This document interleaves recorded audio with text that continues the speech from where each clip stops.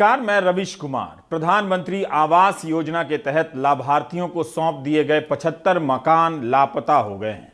इस धनतेरस के दिन प्रधानमंत्री नरेंद्र मोदी और मुख्यमंत्री शिवराज सिंह चौहान ने कई लोगों को प्रधानमंत्री आवास योजना के तहत मकान दिए। मध्य प्रदेश के मुख्यमंत्री तो साक्षात मौजूद थे। प्रधानमंत्री नरेंद्र मोदी वीडियो कॉन्फ्रेंसिंग से शामिल हुए। उस दिन जितने मकान दिए गए उनमें से 75 मकान गायब हो गए हैं। जिस आवास को प्रधानमंत्री सौंप रहे हों और वह मकान गायब हो जाए, इससे बड़ा घोटाला कुछ और नहीं हो सकता है। हमारे सहयोगी अनुराग द्वारी 75 लापता मकानों की तलाश में लगे हैं। इस वक्त उन्हें एक अच्छी सैटेलाइट की जरूरत है। अगर इलॉन मस्क 2-3 दिनों के लिए सैटेलाइट उधार दे देते हैं तो अनुराग लापता हो चुके 75 मकानों को खोज निकालेंगे और गरीब परिवारों के हवाले कर सकते हैं। इलॉन मस्क की कंपनी रॉकेट भी छोड़ती है और उपग्रह भी। इसके अलावा उनकी कंपनी बिजली से चलने वाली कारें बनाती है और इन दिनों ट्विटर भी चलाने लगी है। वैसे जब तक इलॉन मस्क अपनी सैटेलाइट अनुराग द्वारी को नहीं दे देते, तब तक प्रधानमंत्री मोदी भी ड्रोन भेजकर इन लापता मकानों को खोज निकाल सकते हैं। यानी आज सरकारी कामों की क्वालिटी को भी देखना है, तो मुझे जरूरी नहीं कि मैं पहले से बता दूं कि मुझे वहां इंस्पेक्शन के लिए जाना है, तो फिर तो सब कुछ ठीक ठाक हो ही जाएगा। मैं ड्रोन भेज दूं, पता वही लेकर के आ जाता है और उनको पता तक नहीं चलता है कि मैंने जानकारी ले ली है। प्रधानमंत्री आवास योजना के तहत 75 आवास लापता हो गए। बेहतर है कि प्रधानमंत्री ही ड्रोन से पता लगा लें कि यह मकान कहां पर छुपा कर रखे गए हैं। हम इस खबर पर लौटकर आएंगे कि विश्वगुरु बन चुके भारत में 75 मकान कैसे लापता हो जाते हैं। ऐसी खबरों से सांसें तेज चलने लगती हैं, लेकिन हवा भी तो सांस लेने लायक नहीं है। इतना जहर भर गया है कि गोदी मीडिया के किसी एंकर को आगे आना चाहिए और कहना चाहिए कि हवा में जहर के लिए हवा जिम्मेदार है। हिंदू मुस्लिम डिबेट का जहर पीकर जनता जब गोदी मीडिया देख सकती है, तो दिल्ली की जहरीली हवा में सांस क्यों नहीं ले सकती। कई साल तक गोदी मीडिया आपको हर बात के लिए विपक्ष को जिम्मेदार बताता रहा। अब वो जनता को ही जिम्मेदार बताने लगा है, क्योंकि जानता है कि सवाल पूछते ही जनता भी विपक्ष बन जाती है। आज खबर है कि पुलिस ओरेवा कंपनी के दफ्तर गई थी। दफ्तर पर ताला लटका था। ये वो कंपनी है जिसे मोरबी के पुल की मरम्मत का काम दिया गया था।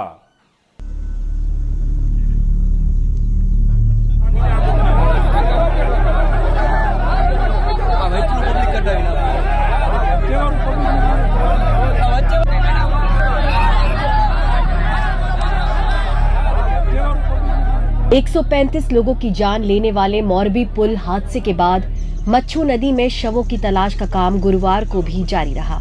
हालांकि प्रशासन ने कहा कि उन्हें अब किसी के लापता होने की कोई जानकारी नहीं है, लेकिन हमारे लाइव प्रसारण के दौरान घटनास्थल पर मौजूद एक परेशान बुजुर्ग ने कहा कि उनकी बहन का बेटा भी लापता है। कौन है आपका? नहीं मिला है कोई इस घटना में? कहाँ से आए हैं आप बताइए? बहन पता नहीं साहब। आप कहाँ से आए हैं मुझे बताइए? शामूगाम, जामनगर जिला। जामनगर जिला से। तो आपने पुलिस को बताया?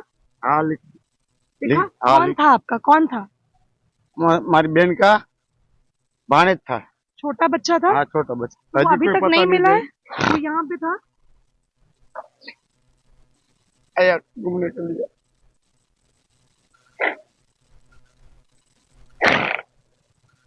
आप हिम्मत रखिए, आप हिम्मत रखिए। आपके घर से क्या कोई और भी किसी की कोई और भी मृत्यु किसी की हुई है? आपको पक्का पता है वो बच्चा यही था? हाँ, आया था। अजी पता नहीं है, तो वही अकेला आया था? नहीं, साथ में था। किसके साथ में था? कुटुंब, हमारी बहन जी आया था। तो बहन कहाँ है आपकी? ये पता नहीं, ये पता चल गया है। ईद को तो जला दिया। उनको जला दिया, उनकी मृत्यु हो गई। तो हाँ, बच्चा छोटा नहीं मिला? बच्चा नहीं मिला है। आपने पुलिस को बताई है ये बात? बता, लिखा दिया है, लिखे दिया बहन। इसके बाद मौके पर मौजूद रिलीफ कमिश्नर ने जांच के लिए तुरंत उसका ब्यौरा लिया। इस बीच हादसे में लापता लोगों के लिए प्रशासन का कंट्रोल रूम अब भी चालू है। मामले में अब तक जो 9 लोग गिरफ्तार हुए हैं, उनमें पुल मरम्मत का ठेका लेने वाले ओरेवे ग्रुप के 2 मैनेजर और 2 सब कॉन्ट्रैक्टर शामिल हैं। बाकी गिरफ्तार 5 लोगों में सिक्योरिटी गार्ड और टिकट विक्रेता शामिल है, लेकिन अभी तक ओरेवे के बड़े अधिकारियों और मालिक से पूछताछ की कोई जानकारी नहीं है। पता चला कि जांच के लिए पुलिस ओरेवा के दफ्तर भी गई, लेकिन वहां ताला लगा मिला। अभी तक की जांच में पता चला है कि हादसे की एक वजह सस्पेंशन पुल के पुराने जंग लगे केबल थे, जिन्हें मरम्मत के दौरान बदला नहीं गया। सर, प्रोसिक्यूशन ने भी कोर्ट में बोला है और हम लोग लगातार रिपोर्ट कर रहे हैं कि जो केबल्स हैं उनको रिफर्बिश नहीं किया गया था। It's a huge criminal negligence. इस बारे में जब हमने मोरबी के डीएम से सवाल किया तो बिना जवाब दिए निकल गए। ये रेस्क्यू वर्क के लिए मैम सर, क्योंकि आपका साइन था उस एग्रीमेंट पे। Please sir, just one word sir, please. किसी का साइन नहीं था उसमें, जिसका साइन है उसको।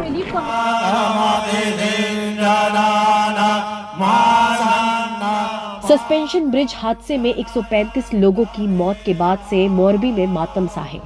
गुरुवार को मृतकों के प्रति शोक जताने के लिए मोरबी के राज परिवार ने एक श्रद्धांजलि सभा भी आयोजित की। मोरबी दुर्घटना में 135 लोगों की जान चली गई, जिसमें से ज्यादातर छोटे बच्चे थे। कई परिवार नष्ट हो गए, बट 4 दिन बाद भी पुलिस ने कार्रवाई के नाम पे सिर्फ कुछ गरीब सिक्योरिटी गार्ड, क्लर्क और टिकट कलेक्टर्स को ही हिरासत में लिया है। जो असल में इस दुर्घटना के पीछे जिम्मेदार थे, नगर पालिका के चीफ और ओरेवा कंपनी के ओनर मालिक, उनके खिलाफ पुलिस ने अब तक कोई कार्रवाई नहीं की है। क्या इन बड़ी मछलियों को उनके राजनीतिक संबंधों की वजह से बचाया जा रहा है या चुनाव के चलते उनको बचाया जा रहा है? ये बड़े सवाल है जिनका जवाब सरकार को, पुलिस को और एडमिनिस्ट्रेशन को देना इस वक्त जरूरी है, क्योंकि याद रखिए 135 जाने गई हैं और उसकी जवाबदारी तय करना बहुत जरूरी है। कैमरा पर्सन निनाद के साथ मैं तनुश्री पांडे, मोरबी गुजरात से, एनडीटीवी इंडिया के लिए। कंपनी के प्रबंध निदेशक जयसुख पटेल ने एक किताब लिखी है। इस किताब को पढ़ने से ही पता चलता है कि घड़ी बनाने वाली कंपनी के मालिक भारत के लोकतंत्र और उसकी चुनौतियों के बारे में क्या राय रखते हैं। इस किताब के कवर पर ओरेवा घड़ी कंपनी के मालिक जयसुख पटेल हैं।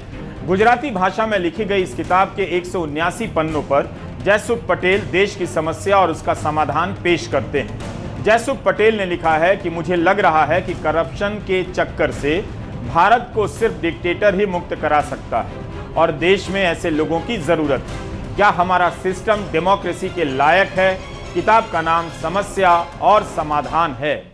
इस किताब में लिखी गई बातों का मिलान पुल को लेकर कोर्ट में गुजरात पुलिस ने जो कहा है उससे करना चाहिए, एक साथ पढ़ा जाना चाहिए। तब अंदाजा होगा कि कंपनी के प्रबंध निदेशक जयसुख पटेल ने पुल की मरम्मत का काम कैसे हासिल कर लिया होगा, सुरक्षा के नियमों के प्रति उनका क्या दृष्टिकोण रहा होगा, जिसके बारे में गुजरात पुलिस कोर्ट में कहती है कि यह कंपनी इसके योग्य ही नहीं थी, इसके पास काबिल इंजीनियर तक नहीं थे, इस पुल के केबल को बदला तक नहीं गया, अगर बदला गया होता तो लोगों की जान नहीं जाती। क्योंकि जयसुख पटेल अपनी किताब में लिखते हैं कि उनके अनुसार देश में कायदा कानून के राज की जगह डिक्टेटर का राज होना चाहिए। गुजराती में छपने वाले अखबार दिव्य भास्कर ने जयसुख पटेल की किताब के कुछ अंशों को छाप दिया है। आज गुजरात में 2 चरणों के चुनाव का ऐलान हुआ, लेकिन जयसुख पटेल ने चुनाव पर पूरा चैप्टर ही लिख डाला है और बताया है कि चुनाव समय और पैसे की बर्बादी है, इसे बंद कर देना चाहिए। अब ऐसी सोच वाले व्यक्ति की कंपनी का काम कैसा होगा आप सोच सकते हैं। वैसे तो जयसुख पटेल की यह किताब इनकी कंपनी की वेबसाइट पर है, मगर इसे पढ़कर हेडलाइन के जरिए जनता को बताने का काम दिव्य भास्कर ने किया। इसकी हेडलाइन है कि ओरेवा कंपनी के प्रबंध निदेशक जयसुख पटेल ने अपनी किताब में साफ किया है कि वे कायदा कानून नहीं मानते हैं, चुनाव बंद करके भारत में चीन की तरह एक ही आदमी को 15 से 20 वर्षों तक के लिए देश का नेता बना देना चाहिए। इंडियन एक्सप्रेस में रिपोर्ट छपी है कि ओरेवा कंपनी ने नगर पालिका को बताया ही नहीं कि पुल चालू होने जा रहा है। पुल को सेफ्टी सर्टिफिकेट तक नहीं मिला, केबल तक नहीं बदले गए और केबल जंग खाए हुए थे। यहां पर कोई लाइफ गार्ड नहीं था, ना ही डूबने पर बचाने के उपकरण रखे गए थे। लगता है जयसुख केवल लिखते ही नहीं कि वे कायदा कानून में यकीन नहीं करते, बल्कि उस पर अमल भी करते हैं। इस पुल के टूटने में कंपनी की भूमिका तो जांच और अदालत से तय होगी, मगर इसके मालिक की सोच इस कंपनी के काम और राजनीतिक संपर्कों का पता तो दे ही देती है। किस तरह की सोच के व्यक्ति को इस तरह के नाजुक पुल का काम दिया गया, जिसकी लापरवाही के कारण 140 घरों में मातम छाया हुआ है। गुजरात पुलिस ने ही कोर्ट में बताया कि जिस कंपनी को मरम्मत का ठेका दिया गया वो इसके लायक नहीं थी, इसके पास क्वालिफाइड इंजीनियर नहीं थे। हमारा सवाल है कि जिला प्रशासन को कैसे नहीं पता चला कि एक पुल चालू हो गया है। 26 अक्टूबर से लेकर 30 अक्टूबर की शाम तक वहां भारी संख्या में लोग आते जाते रहे, क्या तब भी पता नहीं चला होगा कि किससे पूछकर चालू हुआ है? इंडियन एक्सप्रेस ने जब नगरपालिका अधिकारी से पूछा कि क्या नगरपालिका ने कंपनी को कोई नोटिस दिया, तो जवाब मिला कि समय नहीं मिला। एक्सप्रेस ने एक किताब के हवाले से लिखा है कि जब यह पुल बना तब इस पर केवल 15 लोगों के आने जाने की अनुमति थी, तब फिर यह कैसे संभव हुआ कि पुल पर इतने लोग पहुंच गए? यह लापरवाही एक कंपनी की ही नहीं है, पूरे प्रशासन और सरकार की भी है। सवाल है कि क्या मोरबी के पुल की घटना का अंजाम भी लखीमपुर खीरी की तरह होगा? कैमरे पर एक जीप आती दिखती है और 4 किसानों को कुचलकर चली जाती है। यूपी में उसके बाद चुनाव होते हैं और लखीमपुर खीरी की सारी सीटें बीजेपी जीत जाती है। कहीं ऐसा तो नहीं कि चुनाव के बाद इस घटना को भुला दिया जाएगा कि मोरबी की सारी सीटें बीजेपी को मिल गई हैं और इसकी सफलता की आड़ में बड़े गुनाहगार बचा लिए जाएंगे। गुजरात में 1 और 5 दिसंबर को मतदान होने हैं।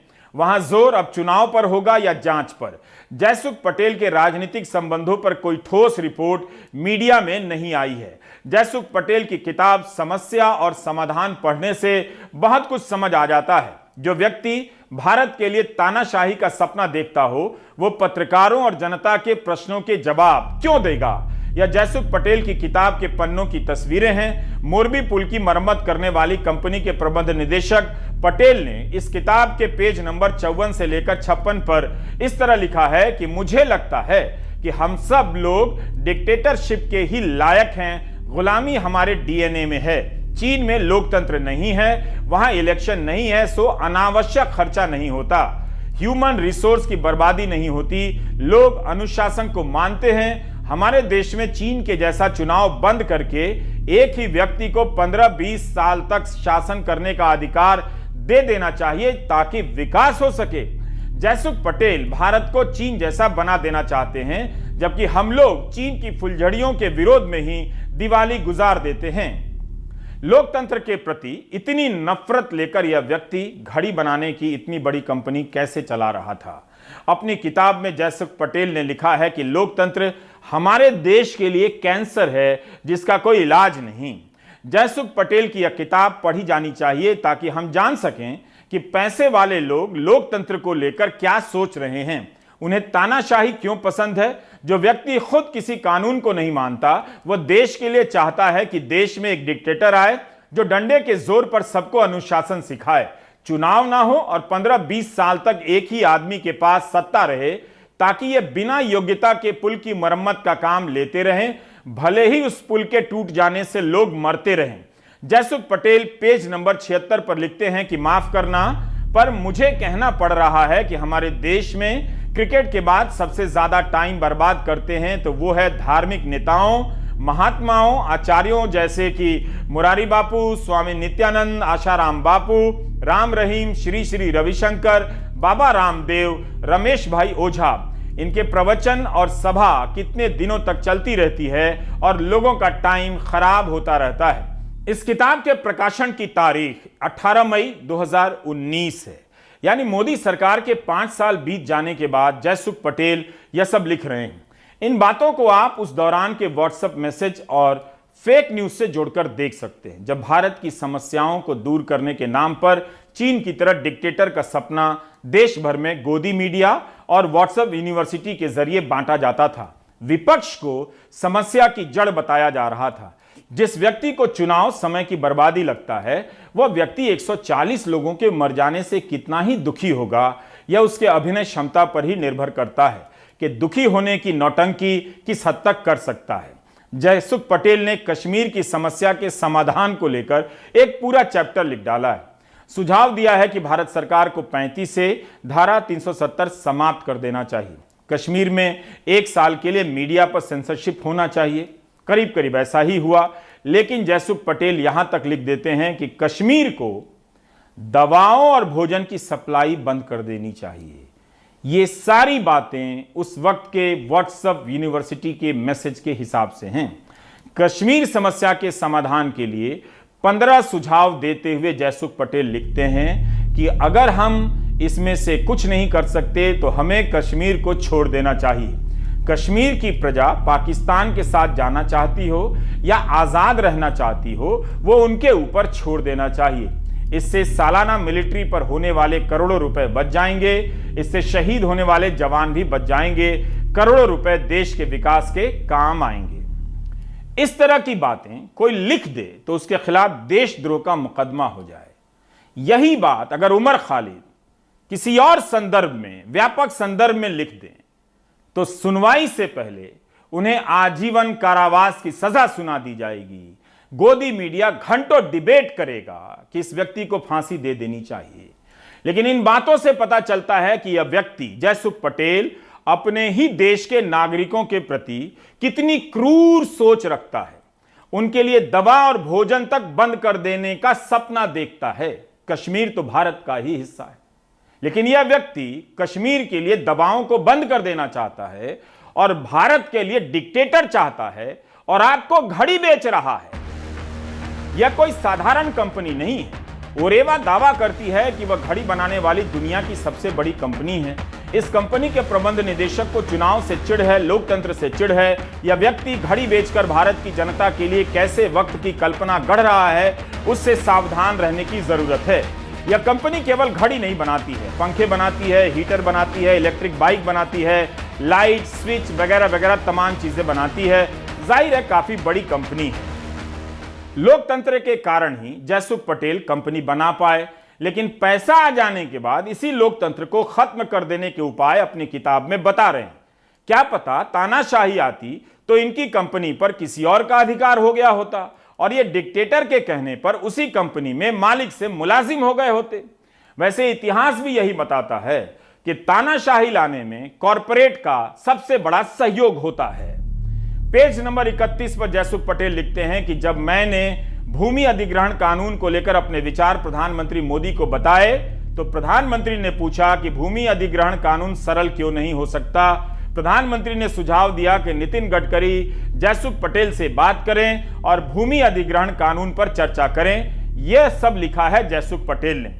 जयसुख पटेल ने यह नहीं लिखा कि प्रधानमंत्री मोदी से कब और कैसे मुलाकात हुई, मगर जिस तरह से लिखा है उससे यही लगता है कि जयसुख पटेल और प्रधानमंत्री मोदी के बीच संवाद हुआ होगा। यह आदमी भूमि अधिग्रहण कानून पर भारत के प्रधानमंत्री को राय दे रहा है। मोरबी का झूलता पुल ढह गया, मरने वालों की संख्या 130 से 140 तक बताई जा रही है। कंपनी के मैनेजर ने कोर्ट में कहा कि भगवान की मर्जी से टूट गया, मगर यह पुल भगवान की मर्जी से नहीं टूटा है, बल्कि इस सोच से टूटा कि कायदा कानून मानने की जरूरत नहीं, चुनाव की जरूरत नहीं, तानाशाही की जरूरत है। शुरुआती मीडिया रिपोर्ट और कोर्ट में पुलिस के बयान बता रहे हैं कि भयंकर किस्म की लापरवाही के कारण इतने लोग बेवजह मार दिए गए। यह लापरवाही भगवान ने नहीं की। क्या अफसरों और राजनेताओं की भूमिका कभी सामने आ पाएगी? जयसुख पटेल बिहार और बंगाल के उद्योगपति होते तो अभी तक जांच एजेंसियां उनके संबंध वहां के नेताओं से साबित कर चुकी होती और गोदी मीडिया की पहली हेडलाइन ही कई हफ्तों तक होती कि ममता या तेजस्वी से जयसुख के करीबी रिश्ते। एंकर सवाल कर रहा होता कि क्या इस्तीफा देंगे नीतीश या तेजस्वी या ममता। पुल के टूटने से लोगों की मौत भयावह घटना तो है ही, जयसुख पटेल के विचार भी कम खतरनाक नहीं। हम ऐसी सोच से भरे लोगों से घिर गए हैं जिनकी आस्था ना तो लोकतंत्र में है ना यहां रहने वाले लोगों में। वे तानाशाही की पूजा करने लगे हैं। इन्हें पता नहीं कि इसी देश में कितने करोड़ गरीब लोगों ने रात रात जागकर चुनावी रैलियों का इंतजार किया, अपने नेताओं के भाषण का इंतजार किया। कई दिनों तक पैदल चलकर रैलियों में गए, गांवों से निकलकर दिल्ली तक आए और सत्ता बदल दी। ये चुनाव ना हुए होते तो गरीब लोग अपने लिए इतना भी हासिल नहीं कर पाते, आप भी अपने लिए कुछ हासिल नहीं कर पाते। अगर कंपनी चलाने वाला, दौलत वाला चुनाव से चिढ़ता है तो इसका मतलब है कि वह गरीबों और गरीबों के सपनों से नफरत करता है। गुजरात में चुनावों का ऐलान हो गया है। चुनाव आयोग का कहना है कि तारीखों के ऐलान में कोई देरी नहीं हुई। 2017 से पहले तक गुजरात और हिमाचल के चुनाव साथ साथ हुआ करते थे, 2002 के अपवाद को छोड़कर। 1998 से 2012 तक यह सिलसिला साथ साथ चला, लेकिन 2017 में हिमाचल प्रदेश के लिए अलग ऐलान हुआ और गुजरात के लिए अलग। इस बार भी यह सवाल उठा तो चुनाव आयोग ने कहा कि कोई देरी नहीं हुई है। 2 राज्यों में चुनाव है, हिमाचल में और गुजरात में। 8 तारीख को परिणाम दोनों राज्यों के आने हैं। इलेक्शन कमीशन को इसकी सफाई देश की जनता के सामने देनी चाहिए, क्योंकि वो एक कॉन्स्टिट्यूशनल अथॉरिटी है देश की, कि जब 2 राज्यों के चुनाव के परिणाम साथ में आ रहे हैं तो एक चुनाव जो हिमाचल का, उसकी तारीख की घोषणा आप 14 को करते हैं और दूसरे चुनाव की घोषणा आज 3 नवंबर को आप कर रहे हैं। कोई जस्टिफिकेशन, कोई कारण, कोई दबाव, ये खुलासा देश चाहता है कि इलेक्शन कमीशन, जो कि एक निष्पक्ष बॉडी और कॉन्स्टिट्यूशनल बॉडी मानी जाती है, उससे हम उम्मीद करते हैं। सेकेंडली, इतने चुनावों की घोषणाएं हमने देखी है। हिमाचल के चुनाव की घोषणा एक स्पेशल घोषणा थी, उसमें 14 तारीख को नोटिफिकेशन जारी होता है और कोड ऑफ कंडक्ट इम्पोज हो रहा है 17 को, क्योंकि 16 तारीख को प्रधानमंत्री जी की रैली थी और उस रैली को उनको सरकारी संसाधनों से करना था। एक्चुअली दी अनाउंसमेंट में बहुत सारी चीजों को बैलेंस करना है, जिसमें there is a tradition of counting it together, there is whether, there is a difference between the date of last term of the assembly, the number of days on which MCC would be introduced. So there are a large number of factors. So there are certain factors which let me tell you in case, this particular case. Announcement जो आज हम कर रहे हैं वो अभी भी last date of जो टर्म है असेंबली का वो 18 फरवरी 2023 में है, उससे 110 दिन पहले है। Still, it is quite in advance. There is still time.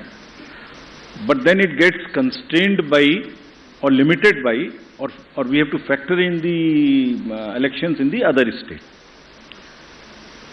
Then from counting 72 days gap between announcement, this is on 8th of December and the 18th of February, still there is a 72 days gap. चुनाव आयोग ने कहा है कि वह 100% निष्पक्ष संस्था है। मोरबी पुल से जुड़ी कंपनी के प्रबंध निदेशक जयसुख पटेल तो चुनाव ही बंद करा देना चाहते हैं। जयसुख पटेल ने अपनी किताब में यह सब लिखा है कि चुनाव आयोग, सुप्रीम कोर्ट, ईडी, सीबीआई लोकतंत्र की रीढ़ है, मगर राजनेता अपने हिसाब से इस्तेमाल करते हैं। बहरहाल चुनावों को लेकर आम आदमी पार्टी कहती है कि कांग्रेस और बीजेपी एक हैं, कांग्रेस कहती है कि आम आदमी पार्टी और एएमआईएम एक हैं, बीजेपी की फ्रेंडली पार्टी हैं। प्रधानमंत्री मोदी ने कहा कि कांग्रेस ने आम आदमी पार्टी को आउटसोर्स कर दिया है। कौन किसका है आप समझते रहिए। 27 सालों से कांग्रेस और बीजेपी का फ्रेंडली मैच होता था। कांग्रेस हारने के लिए लड़ती थी, बीजेपी को जिताने के लिए लड़ती थी। पहली बार बीजेपी का मुकाबला असली जो है चुनाव में हो रहा है। उनको पहली बार जो चुनाव की नर्वसनेस है वो महसूस हो रही है। इस बार गुजरात में जो जनता है वो बदलाव के लिए वोट डालेगी। इस बार जो चुनाव है दिल्ली की तरह मुफ्त और वर्ल्ड क्लास शिक्षा का चुनाव है, दिल्ली की तरह वर्ल्ड क्लास मोहल्ला क्लिनिक का चुनाव है। और मोरबी में जो इतना बड़ा भ्रष्टाचार सामने आया, 15 साल का काम ठेका बिना टेंडर के दे दिया गया।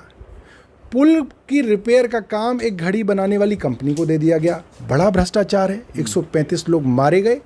इसका गुस्सा जो है इस बार गुजरात चुनाव में दिखेगा। ये आम आदमी पार्टी और एमआईएम ये बीजेपी की बी टीम है, सिर्फ ही वोट काटते हैं। अभी तो पता ही नहीं है किसका वोट काटेंगे, लेकिन हमारे सामने उदाहरण है गोवा का, उत्तराखंड का। जितना परसेंटेज वोट इन्होंने काटा वहां, उतने ही परसेंट से कांग्रेस सरकार बनाने से वंचित रही है। ये हमारे पास प्रमाण है कि ये बी टीम है।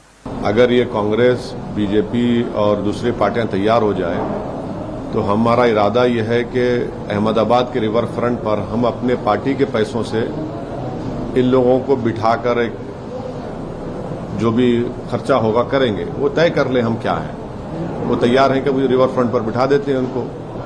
अब चाय तो नहीं बना पाएंगे, मगर जो भी अहमदाबाद की चाय बिस्किट होगी हम खिला देते हैं उनको, डोकला भी रख देते हैं। वो तय कर लें बैठ के कि हम क्या हैं। मगर हमको इनके सर्टिफिकेट की जरूरत नहीं है, और जितना ज्यादा वो बोलेंगे हमको, उससे हमको फायदा ही होने वाला है। बोलते रहिए, हमको कोई फर्क पड़ने वाला नहीं है। धनतेरस के दिन मध्य प्रदेश में एक बड़ा कार्यक्रम हुआ। इसमें प्रधानमंत्री नरेंद्र मोदी के हाथों 4.5 लाख गरीबों को पीएम आवास दिया गया।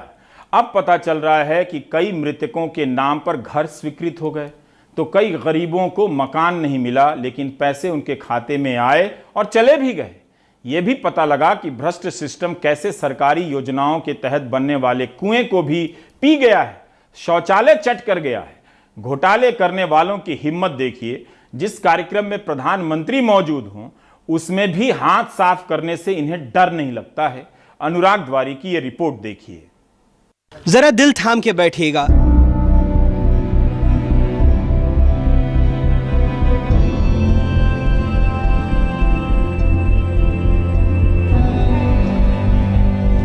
2021 में लालमणि चौधरी जी जीवित हैं। यहाँ 2016 में उनकी मौत हो चुकी है।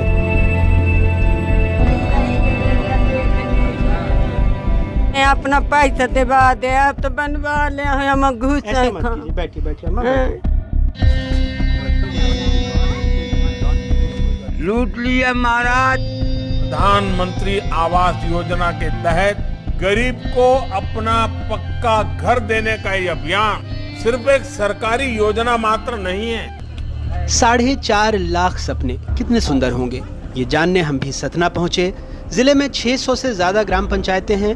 हमने सोचा इन सपनों की चर्चा की शुरुआत रहीकवारा गांव से करें। यहाँ भी इन घरों के बड़े पोस्टर लगे थे। तभी गांव में हमें सुंदी बाई मिली। उनसे जाना प्रधानमंत्री आवास की संपूर्णता को।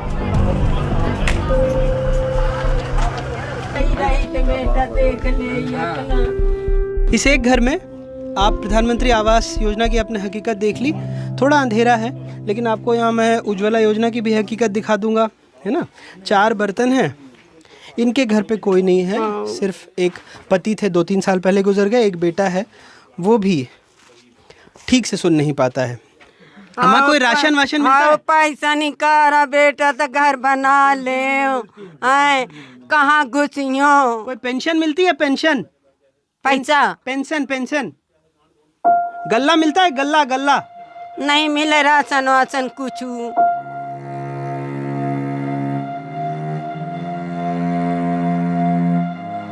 नहीं। अपना पैसा देवा दे, अब तो बनवा ले हम घुस।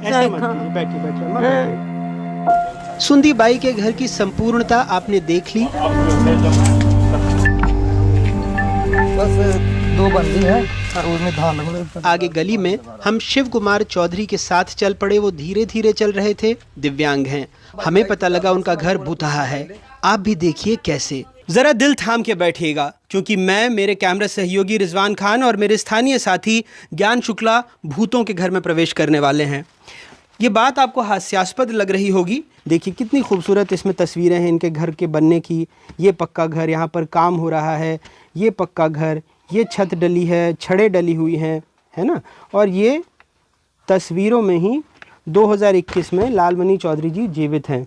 यहाँ 2016 में उनकी मौत हो चुकी है। और इस पूरे घर की हालत देख लीजिए जो आप तस्वीरों में, जिसमें छड़, अच्छी सीढ़ियाँ, तमाम चीज़ें देख रहे थे। तो ये जो तस्वीरें खींची गई हैं वो किसने खींची? कोई आया था घर पे? इधर हमको कोई नहीं आया ना, कोई हम पता लगाए। इसलिए जब वो निकलवाए तब हमको पता लगा सर कि हमारा तो पैसा निकल गया, पिताजी गुजर गए हैं, अब पैसा हमारा निकाल लिए हैं। गांव के दूसरे छोर पर रहती हैं मुन्नी बाई गुप्ता। इनके पति भी गुजर गए।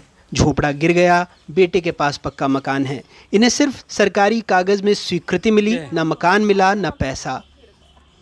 कुछ नहीं बना मेरा। कोई नहीं आया? किसी ने इस तरह की तस्वीर नहीं ली जो तस्वीर? नहीं ली, कोई नहीं लिया मेरे से। कोई नहीं लिया। और आपके नाम पर आवास स्वीकृत हो गया, पैसा भी चला गया। अब मैं क्या बताऊं कि चला गया, क्या किया, क्या न किया, मैं क्या जानूं साहब। रहीकवारा बड़ा गांव है, हजारों की आबादी है। जहां से गुजरे लोगों ने उम्मीद के साथ हमें रोका। खुद दस्तावेज दिखाए। कोई दिव्यांग था, किसी के पति की मौत हो गई, कोई देख नहीं सकता था। सबने प्रधानमंत्री आवास की संपूर्णता की ढेरों कहानियां सुनाई। जरा सोचिए, जिस योजना के हर चरण की मॉनिटरिंग होती है, जिसमें प्रधानमंत्री का नाम जुड़ा है, जिस जिले में उन्होंने उद्घाटन किया, वो भी भ्रष्टाचार से अछूता नहीं रहा। रहीकवारा में हर शख्स इस भ्रष्टाचार की कहानी सुनाता है। कोई शौचालय, कोई घर, कोई राशन का सताया है। राशन नहीं बना मैं, और न हमारे तो 70 साल की डकरा होगी, हम होगा ना कोई पेंशन नहीं देना, राशन बना मैं। लेटरिंग अरे मिली रही तो तीसरे रोज पानी बरसो है, गिर गई। आपका घर बन गया? नहीं बना। नहीं बना अभी भी। और पैसे निकल गए सारे? निकल गए, 2021 में निकल गया। प्रशासन ने जांच कर पूर्व सरपंच बलवेंद्र सिंह, जो सतना बीजेपी के पूर्व अध्यक्ष सुरेंद्र सिंह के भाई हैं, और 2 छोटे अधिकारियों के खिलाफ मामला दर्ज कर लिया।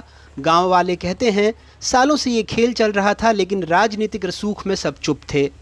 उनके जो भाई हैं वो बीजेपी के अध्यक्ष हैं, पूर्व अध्यक्ष जिले के, तो उनके कांटेक्ट हैं ऊपर यहाँ से और दिल्ली तक, तो सब अफसरों को दबा दिया, वहाँ से फोन किया ट्रांसफर कर देंगे, चुप रह गए। इधर पैसा भी मिल गया। गांव तरक्की पर है, नया पंचायत भवन बन गया, सो पुराने में कुरियर का दफ्तर खुल गया। कौन जाए देखने। बहरहाल सवालों के जवाब लेने हम कलेक्टर कार्यालय सतना पहुंचे, लेकिन कलेक्टर साहब मीटिंग में व्यस्त होने की बात कहने लगे। स्थानीय मीडिया को 7 सेकंड का उन्होंने बड़ा सा स्पष्टीकरण दिया था। एक रहकवारा का मामला आया था जहां आवास उसकी जांच कर रहे हैं, उसमें जो भी जिम्मेदार होगा उस पर कार्रवाई होगी।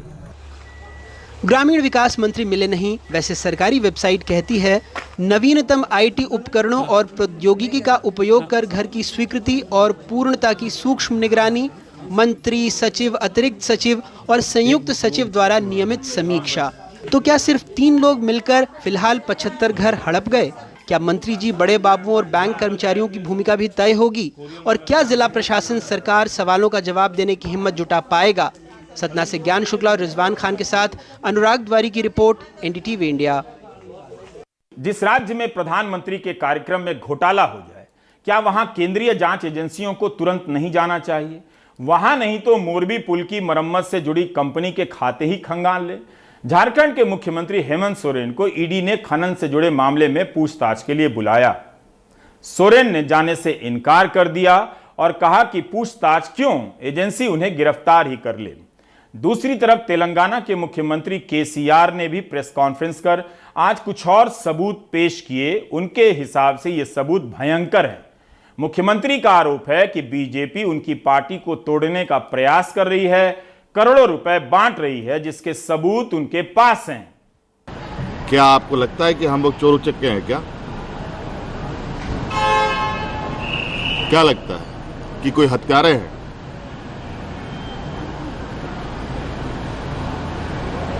कल दिया आज आ गए, क्या हमारी व्यवस्था नहीं है? रायपुर हवाई अड्डे पर हेमंत सोरेन ने अपने इरादे साफ कर दिए। अपने खिलाफ ईडी की कार्रवाई को वो राजनीतिक जंग में बदलने का इरादा कर चुके हैं। इससे पहले कार्यकर्ताओं को संबोधित करते हुए उन्होंने कहा कि ईडी चाहे तो उन्हें गिरफ्तार कर ले। आज हमें न्योता बुलाया गया है कि आप यहाँ ईडी में अपना हाजिरी लगाइए।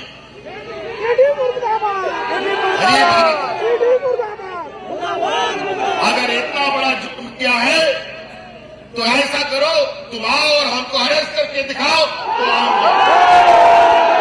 हमने किसकी हत्या की, कौन सा गुनाह किया है, सम्मान क्यों बेचते हो? अगर हमने गुनाह किया है तो पूछताछ क्यों करते हो? सीधा अरेस्ट करके दिखाओ, फिर इस रात का जनता जवाब। जेएमएम के कार्यकर्ताओं ने रांची के मोरहाबादी मैदान में विरोध मार्च निकाला।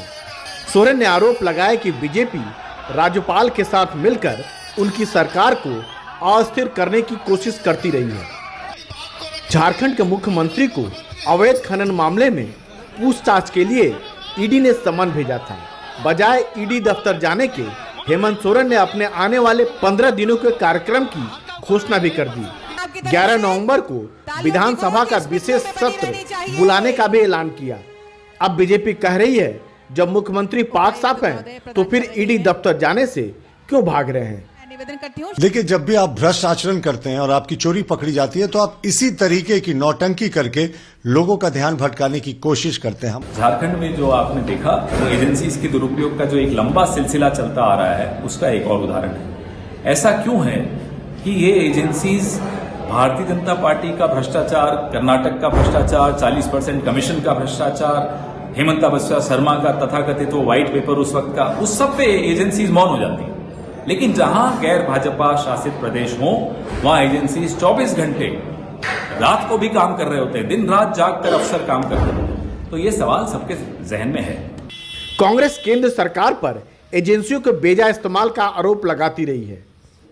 तेलंगाना के मुख्यमंत्री केसीआर ने बीजेपी पर आरोप लगाया कि इसके विधायकों को खरीदने के लिए करोड़ों रुपए का लालच दिया गया, पर वहां केंद्र की कोई एजेंसी जांच के लिए नहीं पहुंची। इससे संबंधित ऑडियो और सीडी भी टीआरएस ने जारी किए। अब इंतजार प्रवर्तन निदेशालय के अगले रुख का है। संभावना है कि ईडी हेमंत सोरेन को किसी अगली तारीख पर पूछताछ के लिए बुलाए। ईडी देर सवेर भले ही हेमंत सोरेन को पूछताछ के लिए बुला लेगी, लेकिन हेमंत सोरेन ने फिलहाल सफलतापूर्वक एक कानूनी लड़ाई को राजनीतिक लड़ाई में बदल दिया है। अब देखना यह है कि ईडी आगे क्या करती है। नई दिल्ली से राजीव रंजन, एनडीटीवी इंडिया। तेलंगाना के मुख्यमंत्री दावा कर रहे हैं कि उनके पास सबूत हैं कि बीजेपी कथित रूप से करोड़ों रुपए का प्रलोभन देकर उनकी पार्टी तोड़ने का प्रयास कर रही है। कम से कम यही मौका है कि ईडी इसे लेकर पूछताछ करे। विपक्ष का आरोप भी रहा है कि जांच एजेंसियां बीजेपी के राज्यों में नहीं जाती हैं, वहां जब भ्रष्टाचार के आरोप लगते हैं तब भी नहीं जाती हैं। यहां तो एक राज्य के मुख्यमंत्री ऑडियो रिकॉर्डिंग लेकर जाने क्या क्या दिखा रहे हैं। कम से कम गोदी मीडिया ही सवाल पूछ लेता। कितने साल गुजर गए वायु प्रदूषण को लेकर राजनीति करते हुए और अलग अलग दावे करते हुए। हर साल नवंबर की हवा जहरीली हो जाती है। प्रदूषण के कारण नेता अजीब अजीब बयान देने लग जाते हैं। सब एक दूसरे की पोल खोल भी देते हैं और उनकी बातों में अपने अपने हिसाब से सच्चाई भी होती है, मगर हवा साफ नहीं होती। 50% प्रदूषण दिल्ली में चलने वाली गाड़ियों से होता है। फिर से सुझाव आने लगे हैं कि स्कूल बंद कर देने चाहिए, लेकिन यह जहरीली हवा तो सभी के लिए खतरनाक है, केवल बच्चों के लिए नहीं। हम कब तक स्कूलों को बंद कर या कंस्ट्रक्शन को रोककर खाना पूर्ति करते रहेंगे? दिल्ली की इस हवा का हाल भी गंगा और यमुना की सफाई के जैसा हो गया है। सफाई को लेकर राजनीति तो हो जाती है, मगर नदियां कभी साफ नहीं होती। इस वक्त हम दिल्ली की सबसे ऊंची इमारत doctor Shyama Prasad Mukherjee civic centre में है, जहां पे एमसीडी का दफ्तर है, और यहां से आपको दिखाने की कोशिश करते हैं कि किस तरीके से दिल्ली गैस चैम्बर में तब्दील हो गई है। दमघोटू हवा के बीच धुंधली दिल्ली, धुंध का ऐसा पहरा कि दिल्ली की सबसे ऊंची इमारत से भी दूर तक तस्वीर साफ नहीं। गैस चैम्बर में तब्दील होती दिल्ली की इस तस्वीर के जरिए समझना आसान है कि कैसे जहरीली हवा के बीच दिल्ली का दम घुट रहा है। प्रदूषण के बीच ऐसे बीमार बच्चों की तादाद अचानक बढ़ी है। डॉक्टर मास्क का सुझाव दे रहे हैं। कुछ दिनों पहले तक 10-15 दिनों पहले तक करीब दिन भर में 5 से 7 मरीज इस तरह के आया करते थे, जो अब बढ़ के दिन भर में कम से कम 25 से 30 हो गए हैं। तो इस एयर पोल्यूशन की वजह से सांसों की समस्या की एक बड़ी समस्या खड़ी हो गई है, जो कि धीरे धीरे करके छोटे बच्चों और पीडियाट्रिक एज ग्रुप के बच्चों को भी बहुत ज़्यादा अफेक्ट कर रही है। वहीं दिल्ली एनसीआर के करीब 150 नामचीन स्कूलों की संस्था नेशनल प्रोग्रेसिव स्कूल कॉन्फ्रेंस ने आउटडोर एक्टिविटीज पूरी तरह से बंद करने के अलावा बच्चों के लिए N95 मास्क अनिवार्य कर दिया है। आउटडोर एक्टिविटीज को बंद कर दिए हैं बच्चों का, जैसे योगा वगैरह रोज होता था या क्लास असेंबली वगैरह खुले प्लेग्राउंड में होता था, उसको हमने या तो ऑडिटोरियम या तो मल्टीपर्पज हॉल में स्टैगर्ड वे में कर रहे हैं। क्लोजली ये सिचुएशन को ऑब्जर्व कर रहे हैं। अगर मंडे ऐसे ही रहा देन कोई डिसीजन लेंगे। और साथ में मास्क को लेकर मास्क बच्चे जनरली N95 की तरफ शिफ्ट हो गए हैं। पहले जैसे कॉटन मास्क या धीरे धीरे पैंडेमिक कम हो रही थी तो बच्चे मास्क में तो आ रहे थे, बट अभी हमने एडवाइस किया पॉल्यूशन के लिए N95। स्कूलों की नजर प्रदूषण के बढ़ते खतरनाक स्तर पर है कि कहीं हालात ऑफलाइन से ऑनलाइन क्लास की तरफ इशारा तो नहीं कर रहे। लेकिन इस दौरान एनसीपीसीआर ने दिल्ली के मुख्य सचिव को स्कूल बंद करने को लेकर चिट्ठी लिखी है। कई बार दिल्ली सरकार को बोल चुके हैं। हमने कल दिल्ली सरकार को साफ साफ बोला कि दिल्ली की हवा जहरीली है, स्कूल्स को बंद कर दीजिए। दिल्ली का AQI इतनी बुरी स्थिति में है कि बच्चे सांस नहीं ले पा रहे हैं और स्कूल बंद करने के लिए एनसीपीसीआर को रिकमेंडेशन भेजनी पड़ी है। जरूरत इस बात की भी है कि हम जिम्मेदार बने और जरूरी ये भी है कि जिम्मेदारी तय होनी चाहिए। नई दिल्ली से परिमल कुमार, एनडीटीवी इंडिया। वायु प्रदूषण को लेकर अगले साल भी दिल्ली इसी तरह बहस करती रहेगी। लोगों के दम फूलते रहेंगे, आप और हम केवल देखते ही रहेंगे। इसलिए ब्रेक ले लीजिए।